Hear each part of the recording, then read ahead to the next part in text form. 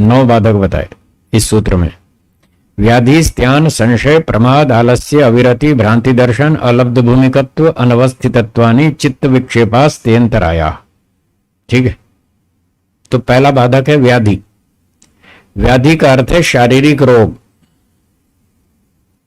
शारीरिक रोग, सर्दी, जुकाम, बुखार, खांसी, इस तरह के जो रोग आते हैं शरीर में, वात पित्त कफ की न्यूनाधिकता से, असंतुलन से शरीर में रोग पैदा होते हैं। तो ईश्वर प्रणिधान करने से शरीर में रोग नहीं होंगे। आप कहेंगे कैसे नहीं होंगे? ईश्वर प्रणिधान में सारे काम ईश्वर से पूछ पूछ के करने पड़ेंगे, ईश्वर के संविधान के अनुकूल करने पड़ेंगे। ईश्वर कहेगा रात को जल्दी सो, तो आपको जल्दी सोना पड़ेगा। ईश्वर कहेगा सुबह जल्दी उठो, 4-5 बजे उठो, रात को 10 बजे सो जाओ, तो 10 बजे सोना पड़ेगा। सुबह 4-5 बजे उठो, 4-5 बजे उठना पड़ेगा। फिर कहेगा चलो व्यायाम करो, तो व्यायाम करना पड़ेगा। फिर कहेगा ईश्वर स्नान करो, तो आपको स्नान करना पड़ेगा। फिर ईश्वर कहेगा ध्यान करो, फिर आपको ध्यान करना पड़ेगा। बताओ बीमारी कहां से आएगी? जल्दी सोएंगे, सुबह जल्दी उठेंगे, व्यायाम करेंगे, ध्यान करेंगे, हवन करेंगे, स्नान करेंगे, तो बीमारी कहां से आएगी? सब कुछ ठीक ठाक रहेगा। इस तरह से व्याधि का नाश हो जाएगा। ईश्वर प्रणिधान करने से ऐसे नाश होगा। ठीक है, स्पष्ट हो गया? तो पहला बाधक है व्याधि, शारीरिक रोग नहीं आएंगे, व्यक्ति स्वस्थ रहेगा। दूसरा है स्त्यान। स्त्यान का अर्थ होता है उत्तम कर्मों से जी चुराना, अच्छे कर्मों से बचने की कोशिश करना। जी चुराना, जी चुराना एक मुहावरे की भाषा है। इसका अर्थ है बचने की कोशिश करना, मुझे अच्छा काम ना करना पड़े, और कोई कर लेगा, मैं क्यों करूं? सारी दुनिया की सेवा का ठेका मैंने ले रखा है क्या? आदमी ऐसे बहाने मारता है और अपने काम से बचने की कोशिश करता है, मैं क्यों करूं, और कोई कर लेगा। तो ये भी योगाभ्यास का बाधक है, शत्रु है। जब हम अच्छे काम नहीं करेंगे, अच्छे काम से बचने की कोशिश करेंगे, तो फिर क्या करेंगे? बुरे काम करेंगे।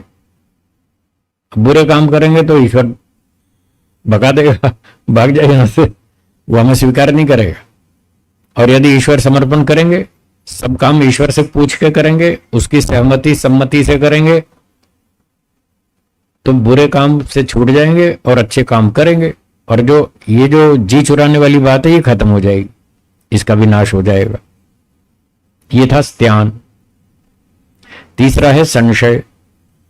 बाधक तीसरा संशय। तो जब ईश्वर प्रणिधान करेंगे तो वेद आदि शास्त्र पढ़ने पड़ेंगे, हाँ या ना? अब शास्त्र पढ़ेंगे तो संशय सारे दूर हो जाएंगे, सब भ्रांति संशय दूर हो जाएगा। ठीक है ना? ईश्वर है या नहीं है, इसका नाम है संशय। जब मन में 2 विचार हों, कम से कम 2, 3, 4, 5, 10, 20 भी हो सकते हैं, कम से कम 2 विचार हों और निर्णय कुछ नहीं हो पा रहा, इसका नाम है संशय। तो मन में यह विचार आता है पता नहीं ईश्वर है या नहीं है, पता नहीं वो देखता है या नहीं देखता है, कर्मों का हिसाब रखता है या नहीं रखता है, न्यायकारी है या अन्यायकारी है, अगला जन्म होगा या नहीं होगा, बंधन मुक्ति होता है या नहीं होता, ये सब कहने की बातें हैं। तो इस तरह के जो विचार हैं उसका नाम है संशय। जब शास्त्र पढ़ेंगे, चिंतन मनन करेंगे, विचार करेंगे, ईश्वर का ध्यान करेंगे, तो सारे संशय दूर हो जाएंगे। ये तीसरा बाधक भी गया। बहुत लोगों को यह संशय रहता है पता नहीं अगला जन्म होगा या नहीं होगा। मोक्ष तो बहुत दूर की बात है, अगला जन्म होगा इसी पर ही संशय, यही नहीं बैठता दिमाग में।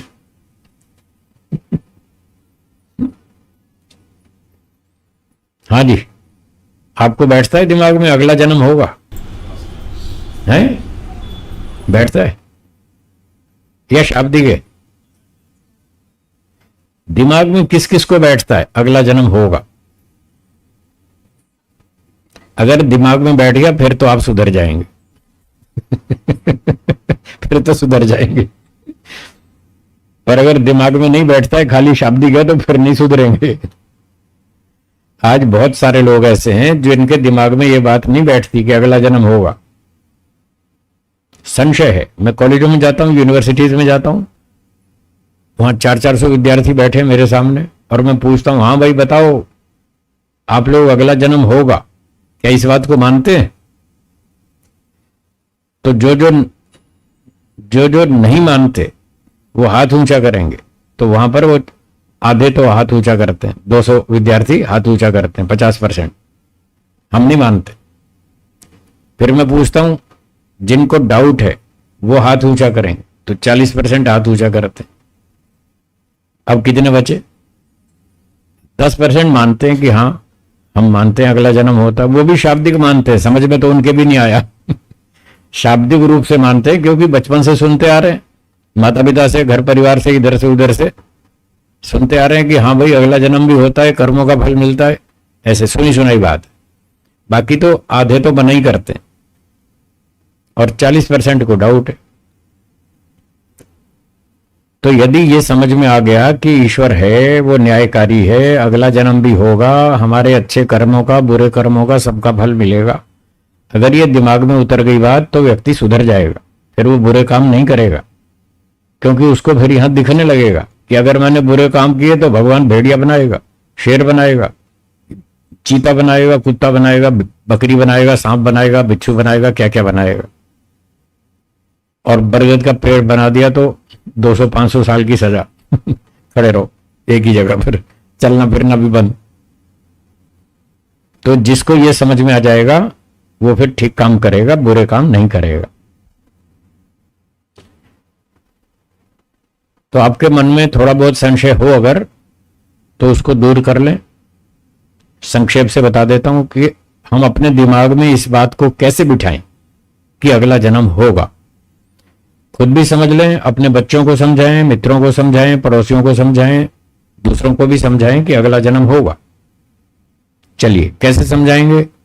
छोटे छोटे 2-3 प्रश्न पूछता हूं, बहुत सिंपल है, आप उत्तर दे सकते हैं। पहला प्रश्न, आपको जो मनुष्य का शरीर मिला, ये मनुष्य का शरीर मुफ्त में मिला है या कोई कर्मों का फल है? कर्मों का फल है, ठीक है, बिल्कुल सही उत्तर है।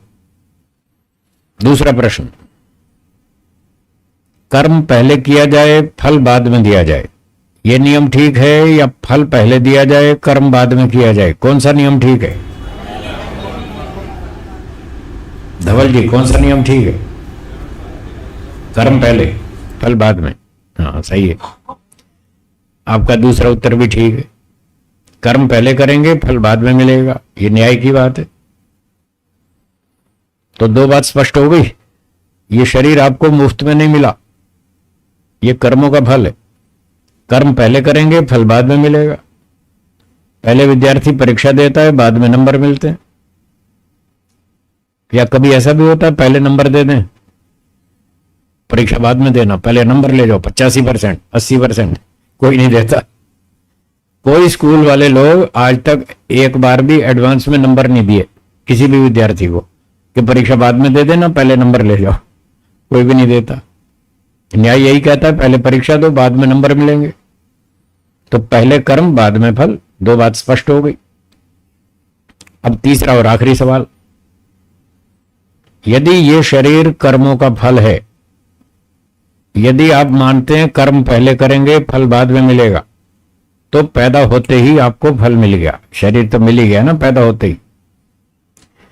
तो जब आप कह रहे हैं कि फल बाद में मिलता है, कर्म पहले करते हैं, आपको पैदा होते ही फल मिल गया, तो जिन कर्मों का फल ये शरीर है, जिन कर्मों का फल ये शरीर है, वो कर्म आपने कब किए थे? अब आपने बोला, मैंने कुछ नहीं बोला मैंने कुछ नहीं बोला, आपने बोला ना, कब किए थे कर्म? पिछले जन्म में। फल कब मिला? इस जन्म में। हो गए 2 जन्म, आगे ना समझ में? तो ऐसे अपने साथियों को बता देना, उनको भी समझा देना कि भाई अगला जन्म ध्यान कर लो, कभी डिस्कवरी चैनल पे ना पहुंच जाए जो लोग बुरे काम करते हैं, घोटाले करते हैं, उनको ईश्वर पशु पक्षी बना देगा, वृक्ष वनस्पति बनाएगा, या समुद्री जीव बनाएगा, या कहीं साउथ पोल पे बना देगा, पोलर बियर, सफेद बर्फ के भालू, ऐसे बना देगा, फिर वो डिस्कवरी चैनल पे दिखाई देंगे। तो इस प्रकार से हमें यह स्वीकार करना चाहिए और संशय नहीं रखना चाहिए कि अगला जन्म होगा या नहीं होगा। इस तरह सारे संशय दूर हो जाएंगे। विश्वास टूटने पर ध्वनि नहीं होती, लेकिन उसकी गूंज जो है वो सारा जीवन तंग करती रहती है। इसलिए लापरवाही नहीं करनी चाहिए, सावधान रहना चाहिए। जो व्यक्ति ईश्वर समर्पण करेगा, सब काम अनुशासन में करेगा, ठीक टाइम टेबल से करेगा, तो वो गलती कैसे करेगा? वो लापरवाही नहीं करेगा। सोच समझकर वचन देगा, जल्दबाजी में नहीं देगा। पूरा विचार किए बिना कोई वचन नहीं देगा। आगे पीछे पूरा सोच समझ के चिंतन विचार करके नाप तोल करके फिर कोई वचन देगा, और जो देगा तो पूरा करेगा। उसमें वो लापरवाही नहीं करेगा, क्योंकि उसको पता है लापरवाही की तो नुकसान होगा। तो इस प्रकार से ईश्वर प्रणिधान करने से ये लापरवाही भी दूर हो जाती है और व्यक्ति सावधान रहता है। आलस्य, अगला बाधक है आलस्य। आलस्य का मतलब है शरीर में थकान होने पर फिर ध्यान उपासना आदि कार्यों में रुचि नहीं रहना। शरीर में भारीपन है, थकान है, नींद पूरी नहीं हुई, रात को लेट हो गए सोने में, तो सुबह फिर थकान पूरी निकलेगी नहीं, तो शरीर में भारीपन रहेगा, उससे आलस्य होगा, काम करने को मन नहीं करेगा, शरीर भी साथ नहीं दे रहा। काम तो करना चाहते हैं, उठना चाहते हैं, दिनचर्या ठीक करना चाहते हैं, ध्यान भी करना चाहते हैं, इच्छा तो है, पर शरीर साथ नहीं दे रहा। इसका नाम है आलस्य। ये तीन बाधक आपस में थोड़े थोड़े मिलते जुलते हैं। एक तो था स्त्यान, दूसरा प्रमाद और तीसरा आलस्य। ये तीन बाधक ऐसे हैं जो आपस में काफी कुछ मिलते जुलते हैं। तीनों में अंतर है, वो अंतर सुनिए।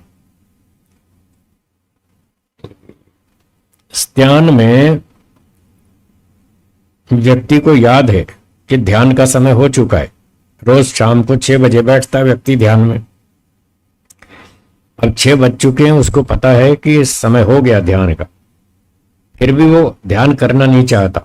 कोई बहाना बना करके उससे बचना चाहता है। कोई मेहमान आ गया या आने वाला है तो उसका बहाना बना लेगा कि चलो अभी तो अतिथि आने वाला है, थोड़ी उसकी तैयारी कर ले, ध्यान कल कर लेंगे, आज छोड़ देते। ऐसे वो बचना चाहता है, याद है उसको, भूला नहीं है। इस स्थिति का नाम क्या है? स्त्यान। जानबूझकर व्यक्ति काम से बचना चाहता है, करना नहीं चाहता, यह स्त्यान है। और प्रमाद में भूल जाता है, भूल ही गया, अरे आज तो मैं भूल ही गया, ध्यान करना था, दूसरे काम में उलझा रहा, याद ही नहीं रहा। स्त्यान में याद था पर काम करने की इच्छा नहीं थी, इसमें तो भूल ही गया। प्रमाद में, लापरवाही में तो भूल जाता है, जिसको भुलक्कड़ कहते हैं। और तीसरा जो आलस्य है, उसमें वो भूलता नहीं है, याद है उसको, काम करने की इच्छा भी है, पर शरीर साथ नहीं दे रहा। ये समस्या है। ये थोड़ा थोड़ा अंतर है तीनों में। वो चाहता है ध्यान करना, मैं बैठूं, और बैठ भी जाता है, और फिर उसको नींद आती है, थकान के कारण उसको आलस्य नींद आती है, तो चाहते हुए भी वो नहीं कर पा रहा, शरीर साथ नहीं दे रहा, इसको आलस्य कहते हैं। तो इस तरह से ये तीनों बाधक हैं, तीनों में थोड़ा थोड़ा अंतर है।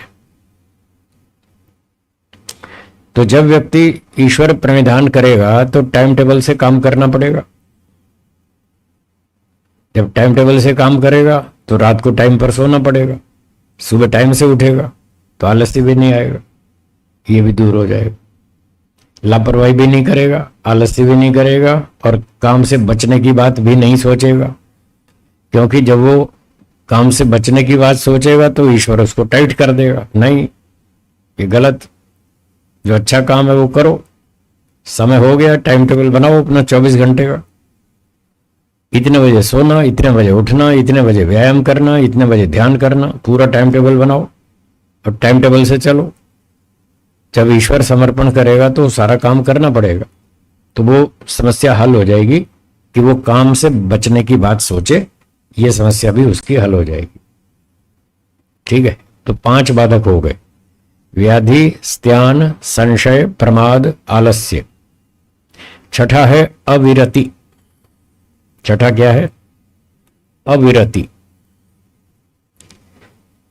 इस शब्द में रति अंतिम टुकड़ा है। रति, रति का अर्थ है राग, संसार में आसक्ति, इंद्रियों के विषयों में आसक्ति, इसका नाम है रति। और इससे पहले वि उपसर्ग जोड़ देंगे, विरति। वि का अर्थ है वैराग्य, राग का न होना। रति माने राग, विरति राग न होना, वैराग्य। और इस विरति से पहले फिर अ जोड़ देंगे तो अर्थ फिर उल्टा हो जाएगा। अविरति, वैराग्य का न होना। क्या बोला? वैराग्य का न होना, यह भी बाधक है। लोग बैठते हैं ध्यान में, संध्या करते हैं, उपासना करते हैं, गायत्री मंत्र से जप करते हैं, फिर कहते हैं जी मन तो लगता नहीं। करते तो हैं, खाना पूरी तो करनी पड़ती है, नहीं तो लोग नास्तिक कहेंगे। तो नास्तिक ना कहें इसलिए चलो बैठ तो जाते हैं, पर मन तो टिकता नहीं। क्यों नहीं टिकता? कि अविरति, ये बाधक। वैराग्य तो है नहीं, संसार में रुचि बहुत अधिक है, आकर्षण बहुत अधिक है, संसार के भोगों में आसक्ति बहुत अधिक है। तो वो आसक्ति उनको खींच ले जाती है, वहीं पर उन्हीं विचारों में खींच ले जाती है वो आसक्ति। तो वैराग्य न होना ये भी तो बाधक है। तो ईश्वर प्रणिधान करने से ये बाधक भी दूर हो जाता है। धीरे धीरे व्यक्ति शास्त्रों को पढ़ता है, चिंतन मनन करता है, श्रवण मनन निधिध्यासन साक्षात्कार, 4 काम पूरे करता है, उसको वैराग्य उत्पन्न हो जाता है। तो ये अविरति भी दूर हो जाता है, आसक्ति भी धीरे धीरे कम हो जाती है। जैसे कल परसों बताया था, एक मनोविज्ञान का नियम है, जहां व्यक्ति को सुख दिखता है वहां उसका मन जाता है, हां या ना। और जहां दुख दिखता है वहां से दूर भागता है, हां या ना। ठीक है ना? तो जब संसार की चीजों में व्यक्ति दुख का चिंतन करता है, एक सुख मिलेगा 4 दुख मिलेंगे। परिणाम दुख, बोलिए। ताप दुख, संस्कार दुख, गुण वृत्ति विरोध दुख, ये 4 दुख बताए महर्षि पतंजलि जी ने। योग दर्शन 2 चैप्टर 15वां सूत्र, इस सूत्र में बताए। वो कहते हैं यदि आप संसार की चीजों में सुख लेंगे तो आपको सुख तो मिलेगा, थोड़ी देर का सुख तो मिलेगा, पर एक सुख के पीछे 4 दुख और भोगने पड़ेंगे। ये 4 दुख भोगने पड़ेंगे। तो जब व्यक्ति संसार के सुखों में इस दुख का विचार करेगा, चिंतन करेगा, तो उसको रुचि खत्म हो जाएगी, आसक्ति खत्म हो जाएगी। ये जो अविरति है ये समस्या हल हो जाएगी और उसको वैराग्य हो जाएगा। जब संसार से वैराग्य हो जाएगा तो फिर ईश्वर में मन टिकेगा। पहले बताया था मैंने कि वैराग्य का जो सिक्का है उसकी 2 साइड्स हैं। जैसे 1 रुपए का सिक्का होता है, उसकी 2 साइड होती है ना, हेड और टेल। ऐसे इस सिक्के की भी 2 साइड है, वैराग्य के सिक्के की। एक साइड है संसार से रुचि न होना, संसार में रुचि न होना, आसक्ति न होना, संसार से छूटना, ये एक साइड है। और इस सिक्के की दूसरी साइड है ईश्वर में रुचि होना। हाँ जी, बोलेंगे। पहली कौन सी बताई? न होना और ईश्वर में। तो ये 2 काम पूरे होंगे तो वैराग्य कंप्लीट होता है। तो इसके लिए क्या करना? संसार में दुख देखो, इंद्रियों के विषयों में दुख देखो, तो वहां से रुचि कम हो जाएगी, आधा काम हो गया। फिर ईश्वर में सुख देखो, ईश्वर के गुणों का चिंतन करें, उसमें आपको लाभ दिखाई देगा, सुख दिखाई देगा, उधर रुचि बढ़ेगी। जब ये दो काम पूरे होंगे तब जाके मन टिकेगा, इसके बिना नहीं। तो ये काम करने से अविरति बाधक दूर हो जाता है, फिर व्यक्ति को वैराग्य हो जाता है, फिर वो उसका मन ईश्वर में टिकता है। जैसे व्यापारी का मन पैसे कमाने में टिकता है, हाँ या ना, खूब टिकता है। वहां वो शिकायत नहीं करता, साहब मेरा मन नहीं लग रहा, माल बिक रहा है, फटाफट प्रॉफिट हो रहा है, लाभ हो रहा है, तो कोई व्यापारी यूं नहीं कहता कि मेरा मन नहीं टिक रहा। क्यों लालचंद जी? जब प्रॉफिट होता हो तो टिकता है ना, खूब टिकता है, फिर खूब टिकता है मन। तो जब ईश्वर में लाभ दिखेगा तो वहां भी टिकेगा, धंधे में लाभ दिखता है वहां टिकता है, टीवी में लाभ दिखता है वहां टिकता है, 20 जगह लाभ दिखता है व्यक्ति को, उसका मन वहां टिकता है। बस एक जगह नहीं टिकता, क्योंकि वहां लाभ नहीं दिख रहा, इसलिए नहीं टिक रहा। जब वहां लाभ दिखेगा तो वहां भी मन टिकेगा। तो ईश्वर प्रणिधान से ये लाभ हुआ, ये छठा बाधक था। सातवां देखिए, भ्रांति दर्शनम, ये सातवां बाधक। तो दर्शनम का अर्थ है ज्ञानम, भ्रांति दर्शनम, भ्रांति ज्ञान होना, मिथ्या ज्ञान अर्थात अविद्या। मिथ्या ज्ञान अविद्या भी तो बाधक है, बहुत बड़ा बाधक।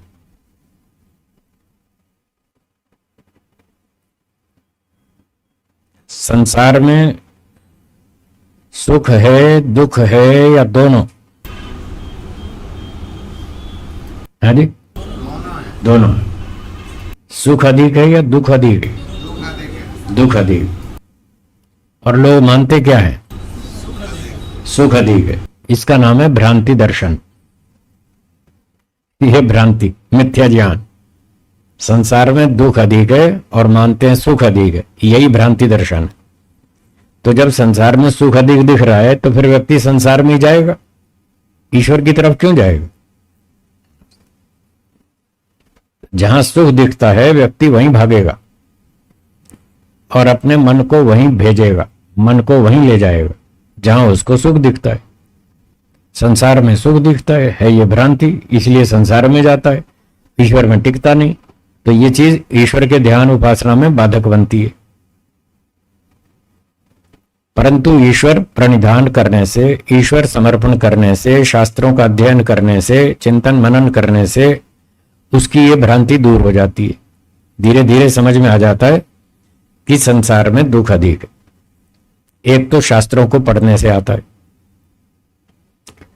दूसरा बार बार चिंतन मनन करने से आता है, विचार करने से आता है। जो लोग प्रवचन सुन लेते हैं फिर विचार नहीं करते, इधर से सुना इधर से निकाल दिया, तो उनको 50 साल में भी कोई लाभ नहीं होता। सुनते रहो, 50 साल तक सुनते रहो, कुछ नहीं आएगा, कोई रिजल्ट नहीं आएगा।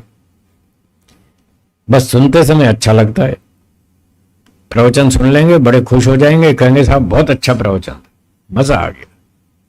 घर जाके पूछेगी पत्नी क्या सुना, तो ये पता नहीं क्या सुना, प्रवचन बहुत अच्छा था।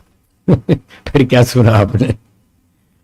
घर जाते जाते आधे घंटे में भूल जाता है आदमी, कुछ याद नहीं करता, दोहराता नहीं, बताता नहीं, चिंतन नहीं करता, तो फिर उससे क्या लाभ? कोई विशेष लाभ नहीं है। बस एक शौक पूरा कर लेते हैं लोग, कोई जुआ खेलने जाता है, कोई ताश खेलने जाता है, कोई चेस खेलता है, कोई कैरम बोर्ड खेलता है, कोई क्रिकेट खेलता है, कोई प्रवचन सुन लेता है। बस अपना अपना शौक है, जिसको जैसा शौक है वो अपना शौक पूरा कर रहा है, और लाभ तो कुछ खास है नहीं। तो पूरा लाभ लेना चाहिए। जो भी आप पढ़ते हैं, सुनते हैं, उस पर विचार करें, मनन करें, चिंतन करें, बार बार करें, तो जो मिथ्या ज्ञान अंदर बैठा है वो छूट जाएगा, वो दूर हो जाएगा, ये भ्रांति भी हट जाएगी, और ये बाधक भ्रांति दर्शनम ये दूर हो जाएगा। इसलिए बार बार सुने, पढ़ें, मनन करें। ये जो संसार में सुख अधिक है ऐसा लगता है, 20-25 साल की उम्र में, जवानी में तो ऐसा ही लगता है, संसार में सुख बहुत अधिक है। तो वो जो सुख अधिक लगता है ये है भ्रांति दर्शन। पर उस समय तो ठीक ही लगता है, मैं जो सोच रहा हूं वो ठीक है। फिर 20-25 साल गृहस्थी में रहने के बाद समझ में आता है कि मैं तो भ्रांति में था। सच्चाई तो अब समझ आई, 50-55 में अब समझ आई। तो ये भ्रांति कैसे दूर हुई? मार खाने से। गृहस्थी में मार खाई ना, तो अक्ल आई। अर्थात प्रत्यक्ष प्रयोग करने से। पहले तो लगता था बहुत सुख है, फिर जब प्रैक्टिकल किया, शादी कर ली, बच्चे हो गए, फिर उनको पालन करना पड़ा। रोज स्कूल लेके जाओ, छोड़ के जाओ, वापस लेने जाओ, फिर उसकी स्कूल की ड्रेस लाओ, फिर ये लाओ, फिर वो लाओ, फिर बीमार हो गया उसकी चिकित्सा कराओ, फिर ये टेंशन, फिर वो टेंशन, धंधे की टेंशन, कंपटीशन की टेंशन, 20 तरह की टेंशन। फिर प्रैक्टिकल करने से समझ में आया कि यहां सुख कम और दुख अधिक है। तो इस प्रकार से भी भ्रांति दूर हो जाती है। तो संसार में जो सुख दिखता है, विषयों में जो सुख दिखता है, उसमें थोड़ा थोड़ा प्रत्यक्ष अनुभव भी करना चाहिए। 1-2 चीजों का प्रत्यक्ष कर लेना चाहिए, फिर बाकियों का अनुमान कर लेना चाहिए। हर चीज का प्रत्यक्ष करना आवश्यक नहीं है। हर वस्तु का स्वयं प्रत्यक्ष करना आवश्यक नहीं है। कुछ चीजें, 2-4 चीजें प्रत्यक्ष कर लो और बाकी चीजों का अनुमान कर लो। दुनिया इतनी लंबी है, कहां तक प्रत्यक्ष करेंगे, इतना समय भी नहीं है। ये जो कई प्रकार के प्रमाण बताए ऋषियों ने, वेदों के आधार पर जो कई प्रकार के प्रमाण बताए, वो इसीलिए बताए कि हर चीज का प्रत्यक्ष करना आवश्यक नहीं है और संभव भी नहीं।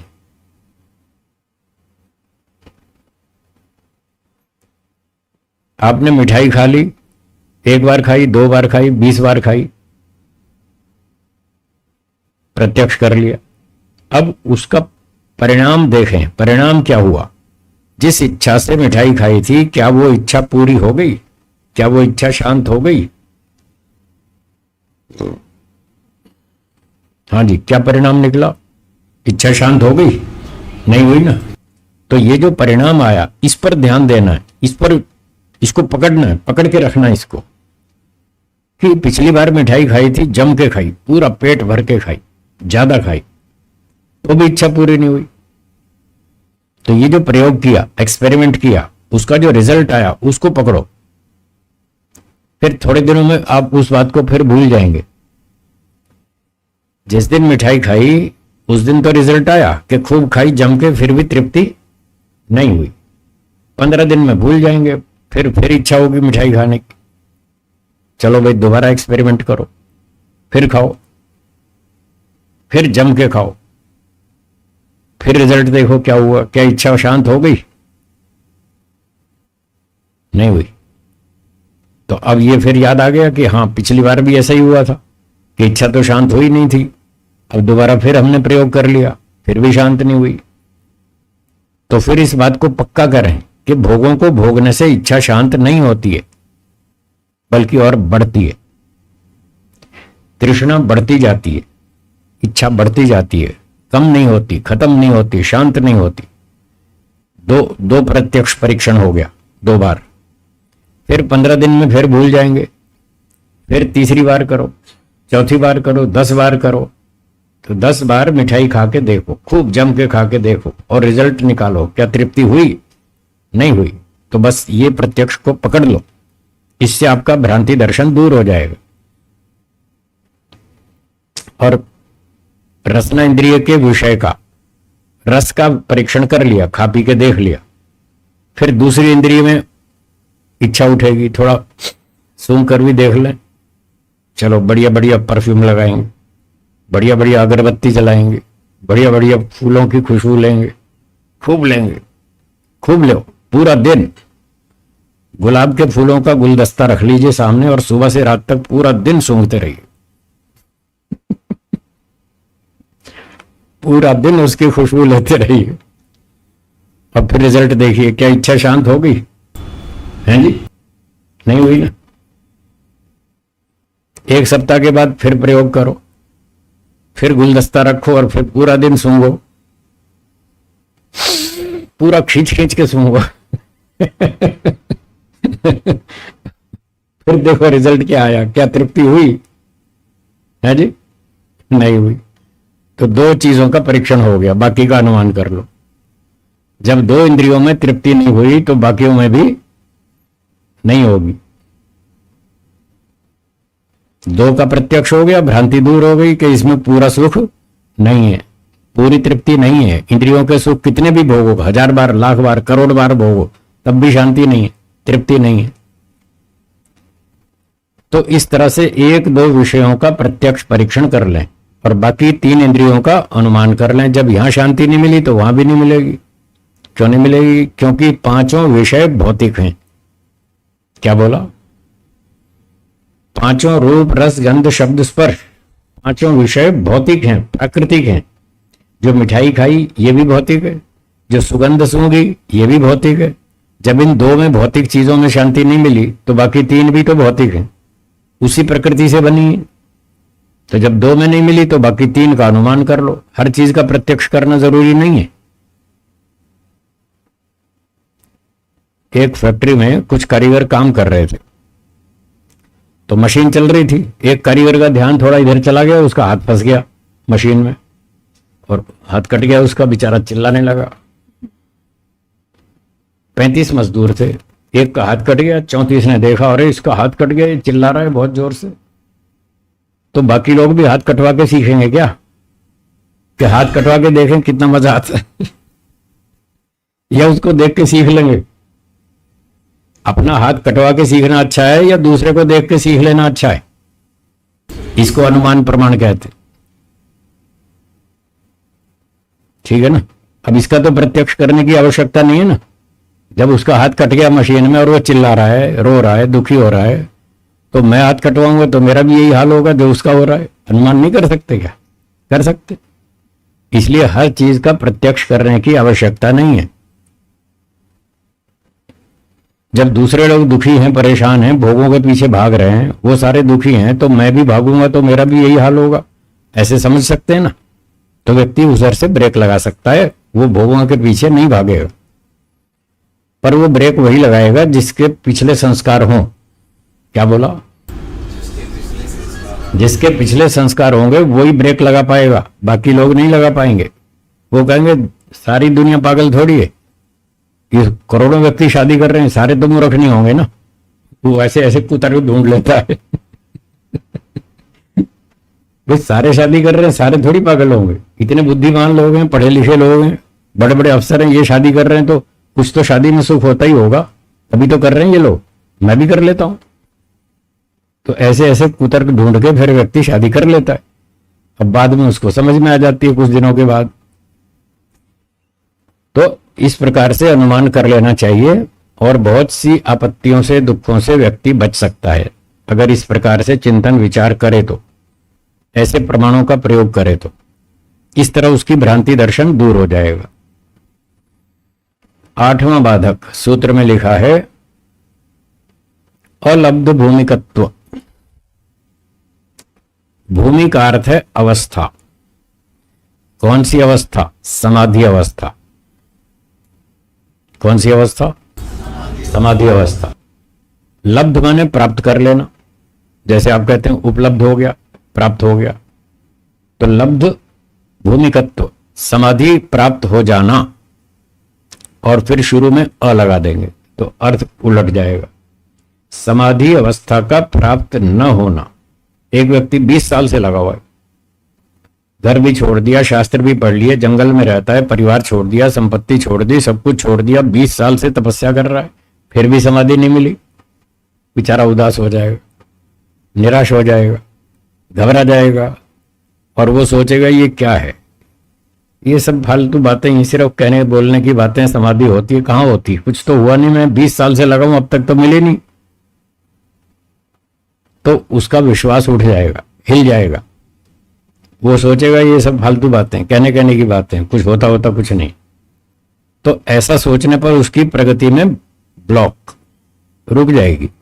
ये बाधक है। अगर समाधि प्राप्त नहीं हुई अथवा कुछ भी प्रोग्रेस नहीं हुई, चलो समाधि तो ऊंची बात है, किसी को समाधि का लक्ष्य था, उसने मेहनत की और समाधि प्राप्त नहीं हुई, तो भी वो बेचारा उदास निराश हो जाएगा। और एक व्यक्ति की योग्यता कम थी, उसने समाधि का लक्ष्य नहीं बनाया, पर सोचा चलो कुछ तो प्रगति करेंगे, तो जितना सोचा उतनी भी नहीं हुई। तो जितना सोचा था उतनी जब उपलब्धि नहीं होती तो व्यक्ति उदास हो जाता है, निराश हो जाता है, घबरा जाता है, और वो सोचता है ये क्या है, सब खाली बोलने की बातें हैं, कुछ होता होता कुछ है नहीं, छोड़ो। वो फिर छोड़ के भाग जाता है, वो अपना रास्ता बदल लेता है, तो वो बाधक हो गया उसके लिए। तो ऐसा भी बाधक दूर हो जाता है जब ईश्वर प्रणिधान करेंगे, ईश्वर के नियम से चलेंगे, सब काम अनुशासन में करेंगे, टाइम टेबल के हिसाब से करेंगे, तो ये बाधक नहीं आएगा। अगर व्यक्ति मेहनत करेगा तो उन्नति निश्चित रूप से होगी। जितनी मेहनत करेगा, जितना नियमों का पालन करेगा, उतनी प्रगति होगी, गारंटी है। जब और लोगों की हो रही है तो उसकी भी होगी। क्या भूतकाल में ऋषियों ने योग समाधि प्राप्त नहीं की? जब उनकी हो सकती है तो आपकी भी हो सकती है। शर्त इतनी है कि उन्होंने जो मेहनत की वो आपको करनी पड़ेगी। अब मेहनत से व्यक्ति घबराता है, मेहनत करना नहीं चाहता, काम से बचना चाहता है, स्त्यानम, तो फिर प्रगति नहीं होगी। तो इस प्रकार से ये जो अलब्ध भूमिकत्व है ये भी एक बाधक है, पर यदि ईश्वर प्रणिधान किया जाए तो ये बाधक दूर हो जाएगा और व्यक्ति धीरे धीरे उन्नति करता जाएगा। जितनी उन्नति हो उतने में संतोष का पालन करना चाहिए। कई बार लोग यहां गलती करते हैं, वो कहते हैं साहब कोई प्रगति हो ही नहीं रही, जबकि हो रही है। प्रगति हो रही है, उसको पता नहीं चल रहा, वो समझ नहीं पा रहा कि मेरी प्रगति हो रही है। उसको लगता है मैं वहीं का वहीं बैठा हूं, 10 साल हो गए मैं वहीं का वहीं बैठा हूं, कोई प्रोग्रेस हो ही नहीं रही, ध्यान में मन टिकता नहीं, मन के ऊपर कंट्रोल होता नहीं, इंद्रियों पर संयम कर नहीं पाता, मेरी कोई प्रगति नहीं हो रही। तो ऐसा नहीं सोचना चाहिए। ये वही बाधक है, भ्रांति दर्शनम। प्रगति हो रही है और वो स्वीकार नहीं कर रहा, समझ नहीं पा रहा, तो ये सारे बाधक हैं। कहीं कोई बाधक, कहीं कोई बाधक। इन सब बाधकों को पहचानना है और इनको दूर करना है। जो व्यक्ति ईमानदारी से, बुद्धिमत्ता से पुरुषार्थ करता है उसकी प्रगति निश्चित रूप से होती है। और अगर ऐसा लगता हो कि मेरी 5 साल हो गए, 10 साल हो गए, कोई खास प्रगति हुई नहीं या हुई नहीं, ऐसा मानने लग जाए, तो उसको इस तरह से परीक्षण करना चाहिए। 10 वर्ष पहले जो मेरा स्तर था उसको याद करें।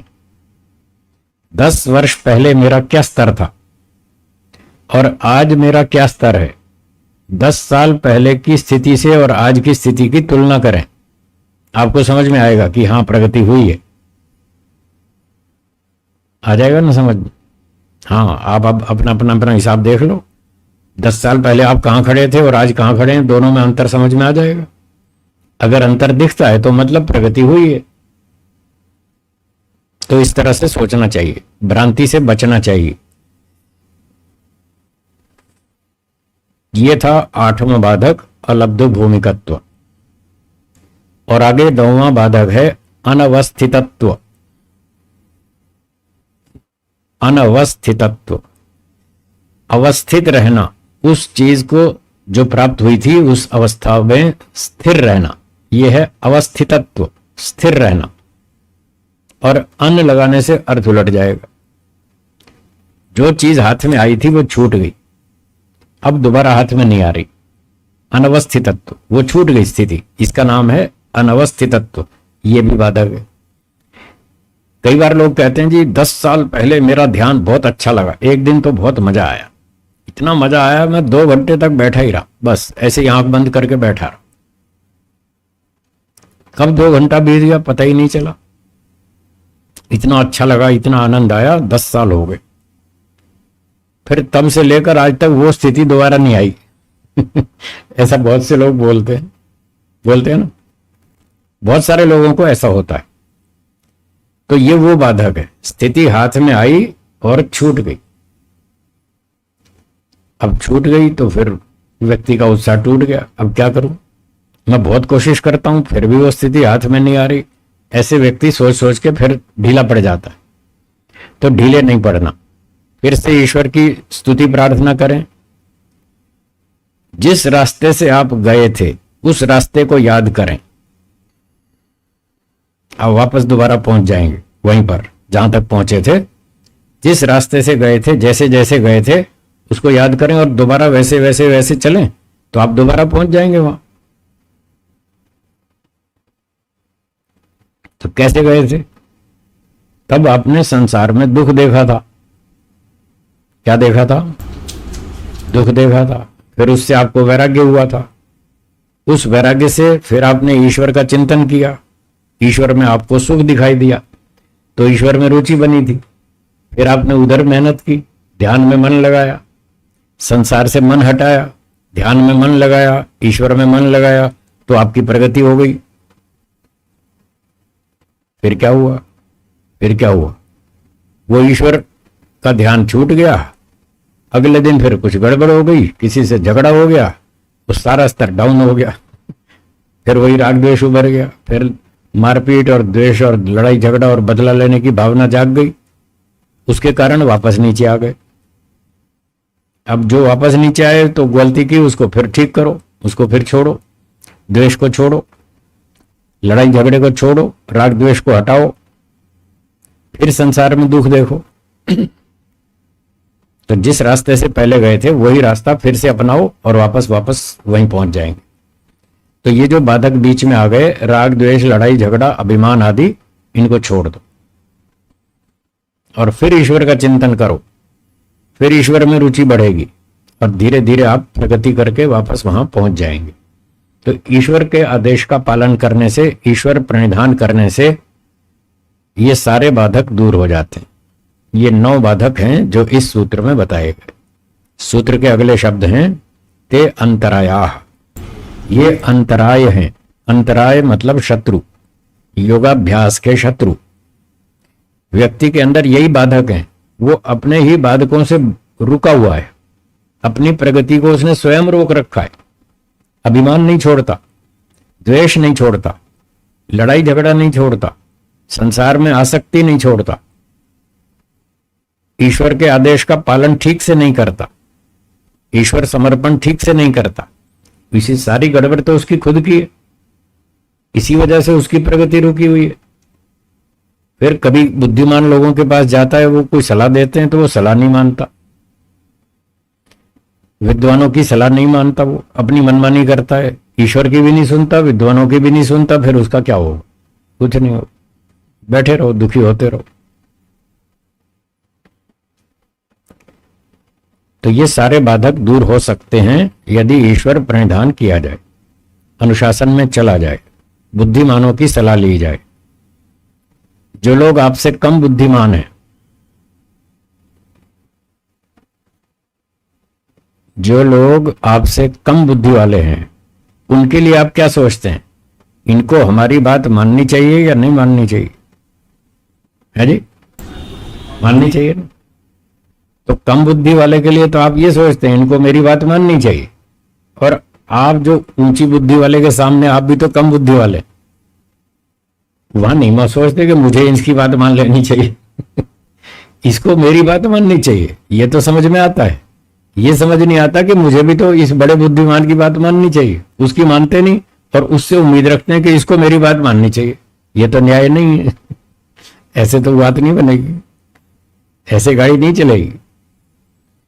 अगर आप अपने से कम योग्यता वालों से ये आशा रखते हैं कि इनको मेरी बात माननी चाहिए, तो अपने से अधिक योग्यता वालों से भी ऐसा व्यवहार रखना चाहिए कि आप भी उनकी बात मानो। तब तो ठीक है, तब आपकी भी प्रगति होगी और दूसरे की भी, सबकी होगी। नहीं तो कुछ नहीं होगा। तो ये अंतराय हैं, बाधक हैं, योगाभ्यास के शत्रु हैं। चित्त विक्षेपा, सूत्र में आगे शब्द है ते अंतराया चित्त विक्षेपा। ये चित्त के विक्षेप हैं, चित्त की स्थिति को बिगाड़ने वाले हैं, मन की एकाग्रता को भंग करते हैं, उसको स्थिति को खराब कर देते हैं और फिर व्यक्ति का मन ईश्वर में नहीं टिकता। एक एक समस्या का समाधान आपको ढूंढना पड़ेगा। रूप, रस, गंध, शब्द, स्पर्श, ये 5 विषय हैं जो संसार में व्यक्ति को आकर्षित करते हैं। आपको इनका सबका ऑपरेशन करना पड़ेगा। एक एक प्रश्न उठेगा, उसका जवाब ढूंढना पड़ेगा। तर्कपूर्ण होना चाहिए, प्रामाणिक होना चाहिए, संतुष्टिकारक होना चाहिए, ऐसा उत्तर ढूंढना पड़ेगा। जब आप इन सारे प्रश्नों के उत्तर ढूंढ लेंगे तब कोई चीज आपको आकर्षित नहीं कर पाएगी। जैसे पहले उदाहरण दिया था, जहरीली मिठाई आपको आकर्षित करती है? हाँ जी, क्यों? उसमें समझ में आ गया ना, मार देगी ये मार देगी, खतरनाक चीज है, इससे दूर रहो। तो जैसे जहरीली मिठाई समझ में आ गई, उससे आप दूर रहते हैं, वो आकर्षित नहीं करती, ऐसे ही संसार के 5 विषय ये सब जहरीली मिठाई है। उसी एंगल से देखो, ये सब जहरीली मिठाई है। जिसको हाथ लगाए वो मार देगी, वो जिसको भी पकड़ेंगे वो मार देगी हमको। ऐसे जब दिखेगा तो आप कहीं भी नहीं फंसने वाले, वहां से आपको वैराग्य हो जाएगा। और फिर ईश्वर में चिंतन करें, ईश्वर के गुणों का चिंतन करें, तब ईश्वर में मन टिकेगा, बढ़िया टिकेगा, खूब टिकेगा।